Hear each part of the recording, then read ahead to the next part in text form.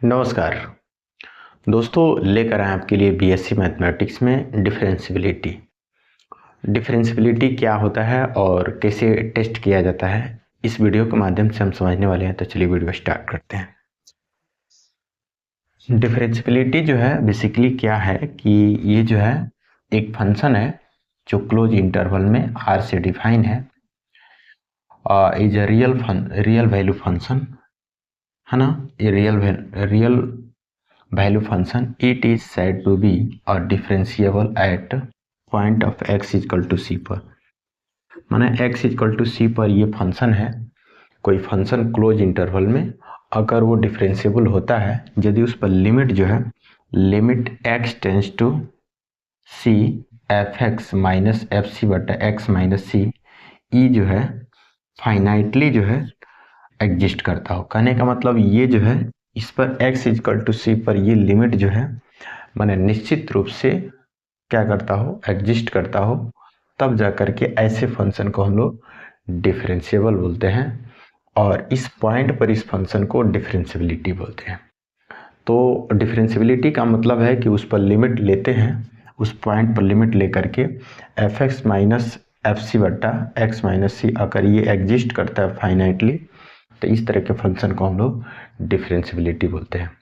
आशा करते हैं कि आपको समझ में आ गया होगा। किसी तरह का डाउट परेशानी हो तो कमेंट करके पूछें। सबसे पहले रोल्स थ्योरम जो है कुछ पॉइंट को कवर करता है, उस पॉइंट पर वो डिफाइन होना चाहिए। अगर वो पॉइंट जो है उस पर जो है लाइक करता है, अगर वो मैच करता है तो वो रोल्स थ्योरम डिफाइन होगा, अदरवाइज डिफाइन नहीं होगा। तो चलिए उस पॉइंट को जानते हैं कि वो पॉइंट कौन सा है।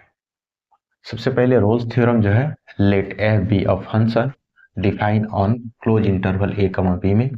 अगर एक फंक्शन है जो close interval a comma b में ये डिफाइन है, पहला ऑप्शन है कि एफ जो है कंटिन्यूअस होना चाहिए क्लोज में, दूसरा कि एफ जो है डिफरेंशिएबल होना चाहिए। अच्छा यहाँ देखिएगा ओपन है, यहाँ पे ओपन इंटरवल में डिफरेंशिएबल होगा, क्लोज में कंटिन्यूअस होगा और एफ है बराबर एफ बी होगा।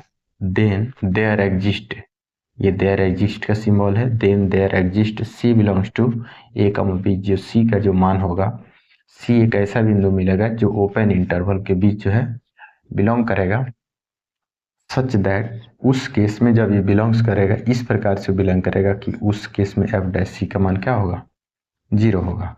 अगर एफ डैश सी का मान जीरो होगा तो अगर ये पहला कंटिन्यूअस होगा, दूसरा डिफरेंशिएबल होगा, एफ ए बराबर एफ बी होगा, तब जाकर के सी एक ऐसा बिंदु मिलेगा जिसमें जो बिंदु ओपन इंटरवल के बीच लाई करेगा, उस केस में एफ डैश सी का मान क्या होगा, जीरो होगा। तो इस तरह के थ्योरम को हम लोग बोलते हैं रोल्स थ्योरम।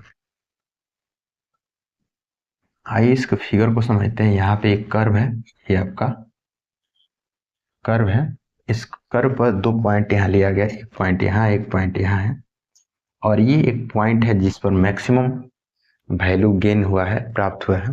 तो उस केस में ये जो जिस पॉइंट पर ये मैक्सिमम वैल्यू देगा, उस पॉइंट पर ये जो है अगर आप टेंजेंट को ड्रॉ करेंगे, उस पर इसका स्लोप क्या हो जाएगा, जीरो हो।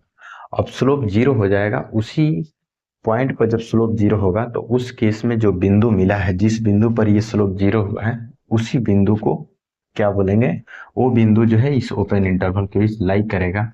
इस तरह के थ्योरम को हम लोग रोल्स थ्योरम बोलते हैं। आशा करते हैं आपको समझ में आ गया होगा। किसी तरह का डाउट परेशानी हो तो कमेंट करके पूछ सकते हैं।